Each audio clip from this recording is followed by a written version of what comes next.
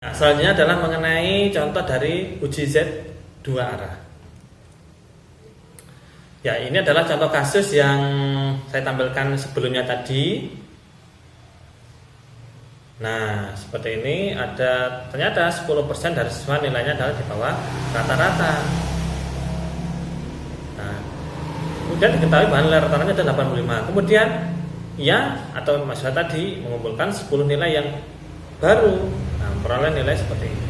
Tunjukkan bahwa siswa, maksudnya adalah siswa yang nilainya di bawah rata-rata tetap 10% dari jumlah siswa. Ya, walaupun dengan nilai yang baru tadi akan dibuktikan bahwa yang di bawah rata-rata itu tetap 10% dari jumlah siswanya. Itu ya. Ya, kita mencari hitungnya dulu. Ya, jadi hitungnya kita membutuhkan P barnya. P bar adalah 3/10. 3 ini dari mana? Ya, 3 dari sini. Nah, ini ada 84, 83, 80. Ini adalah nilai yang di bawah rata-rata tadi. Rata-ratanya kan 85. Maka nilai yang di bawah rata-rata ada 3, yaitu 84, 83 dan 80, sehingga di sini adalah 3.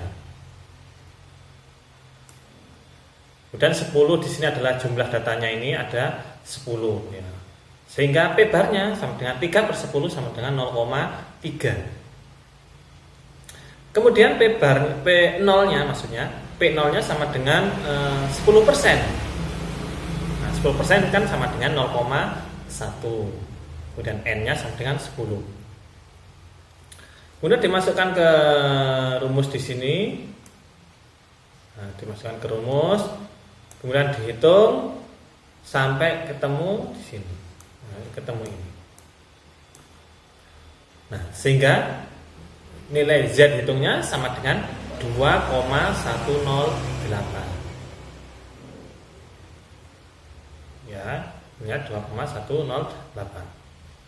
Nah, setelah menentukan Z hitungnya, nah, kita berlanjut ke langkah-langkah melakukan uji Z.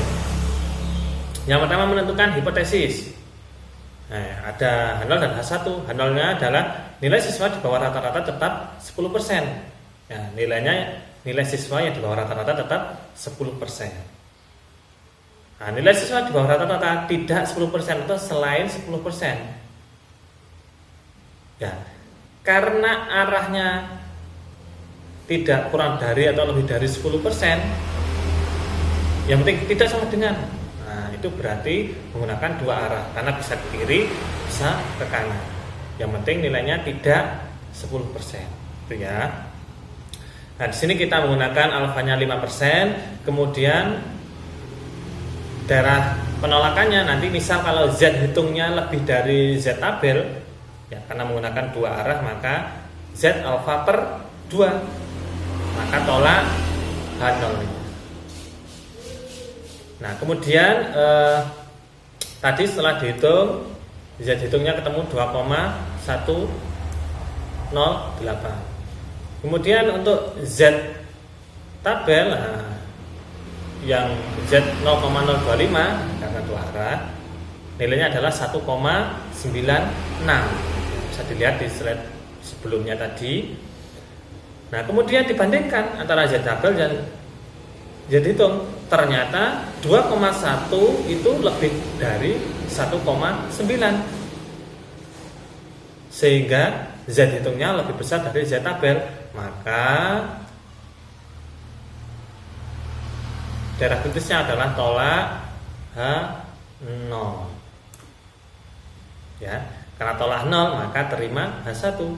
Nah, H1-nya bunyinya gimana? Nah, bunyinya adalah ini.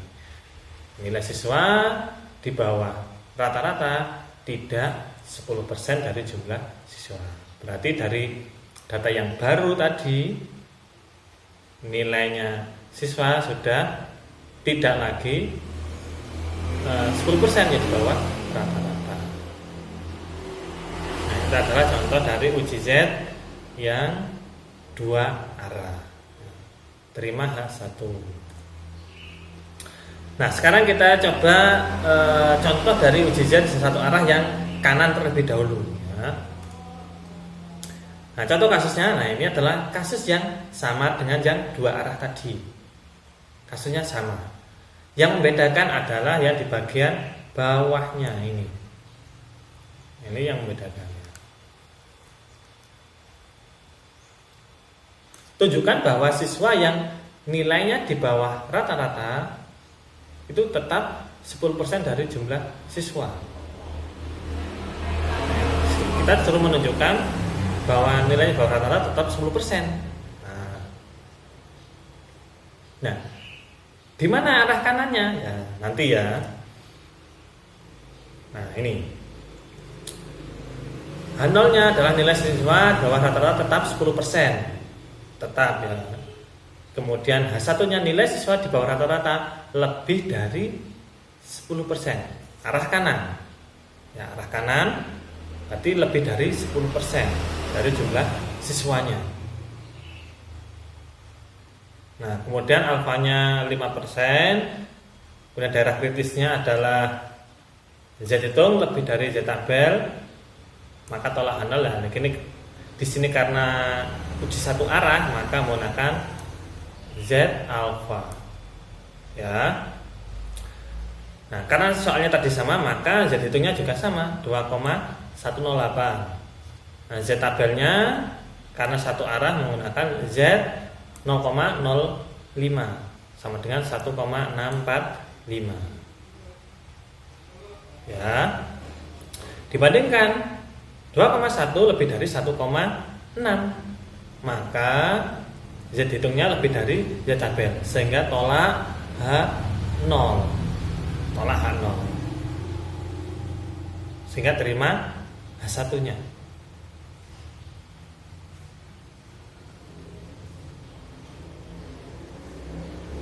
Ya, sehingga kesimpulannya adalah nilai siswa yang di bawah rata-rata itu lebih dari 10% dari jumlah siswanya.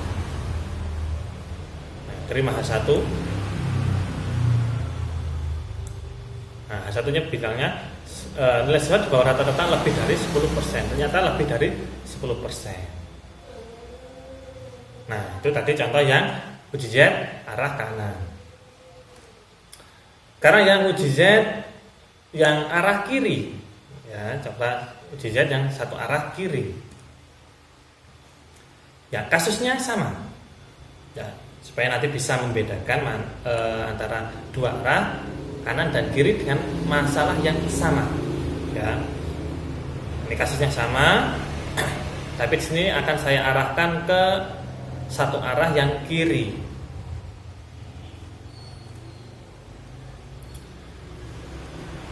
Karena satu arah yang kiri maka P-nya, nah di sini P-nya kurang dari P0. H0-nya tetap sama ya. Nilai siswa di bawah rata-rata tetap 10% dari jumlah siswa. H1-nya nilai siswa di bawah rata-rata kurang dari 10%, berarti ke kiri, kurang dari 10% dari jumlah siswa. Alfanya 5%. Ini saya hitung.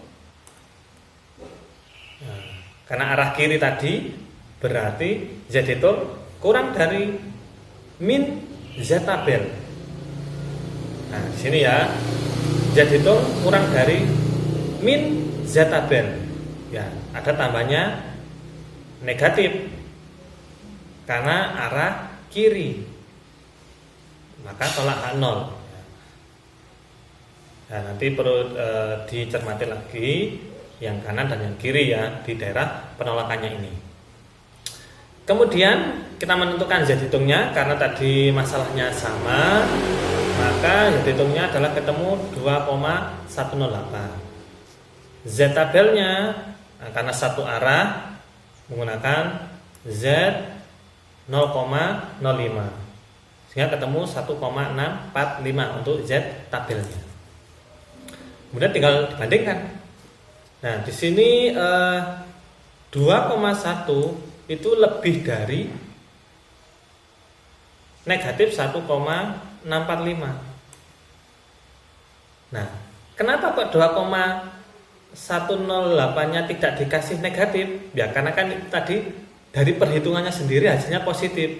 Jadi di sini juga tetap positif ya. Beda lagi kalau dengan yang di tabel. Kalau di tabel tadi kalau arahnya kanan itu yang menggunakan yang positif. Kalau yang arahnya kiri, Z tabelnya ditambahi negatif. Nah, Z hitung lebih dari negatif Z tabelnya, maka terima H0. Sehingga nilai siswa di bawah rata-rata tetap 10% dari jumlah siswa. Ya, bisa dicermati lagi. Tadi yang arah kanan itu adalah terima H1-nya. Terima H1. Tapi kalau arah kiri ganti terima H0-nya. Ya pastinya berlawanan. Pastinya berlawanan karena yang tadi arah kanan adalah memang bicaranya lebih dari 10%. Nah, kalau yang arah kiri kurang dari 10%, maka hasilnya pasti juga akan berbeda. Nah, nanti kalau uji kanan dan uji kirinya kok sama, nah itu nanti perlu dipertanyakan perhitungannya gitu ya. Yang arah kanan tolak H0, arah kiri tolak H0 juga. Nah, itu kan juga lucu ya. Harusnya kalau yang kanan ditolak H0-nya, berarti yang kiri terima H0-nya. Seperti kasus yang ini. Atau mungkin kasus lain nanti di arah kiri terima H0, arah kanannya terima H0, nah, arah kirinya bisa tolak H0. Ya, pastinya harusnya berlawanan seperti itu. Karena memang yang satunya lebih dari, satunya kurang dari, seperti itu. Nah, ini tadi perbedaan antara uji satu arah yang kanan dan yang kiri ya, dengan soal yang sama. Yang bedakan adalah di hipotesis dan juga daerah penolakannya, yaitu di Z tabelnya ditambah dengan negatif seperti itu. Nah, demikian materi hari ini mengenai uji Z one sampel proporsional. Ya, apabila ada pertanyaan mengenai materi hari ini silahkan disampaikan di grup yang sudah tersedia. Untuk hari ini saya cukupkan sekian. Mari kita akhiri dengan baca alhamdulillah bersama-sama. Alhamdulillahirabbil alamin. Saya akhiri. Assalamualaikum warahmatullahi wabarakatuh.